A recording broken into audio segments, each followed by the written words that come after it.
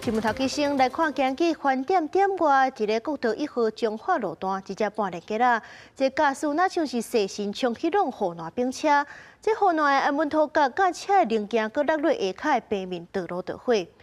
除了失控的这只车，还阁有2只轿车，若像是挡袂离去弄着这满世界物件，加在人拢无安全。 派出所巡逻车再拄啊经过高速公路的暗坑后壁，就熊熊出现真大的火光，巡逻车赶紧滑头。远景看到高速公路下骹的坎仔已经着火烧起来，随通知消防队到场。车辆的零件及忽然掉落所引起火势，本所巡逻同仁紧急掉头实施管制，并通知119派消防车前来扑灭火势。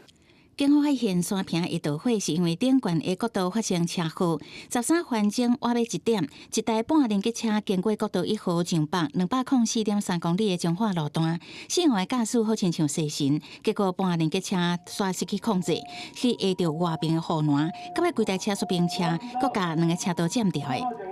伴连车因为注意车前状态自撞，外侧护栏及隔音墙设施而肇事。 致护栏水泥块、隔音墙设施与车体零件散落于中外辅助车道及平面道路。连接车翻覆的驾驶，他已经人在护栏上，人是清醒，在那边等待。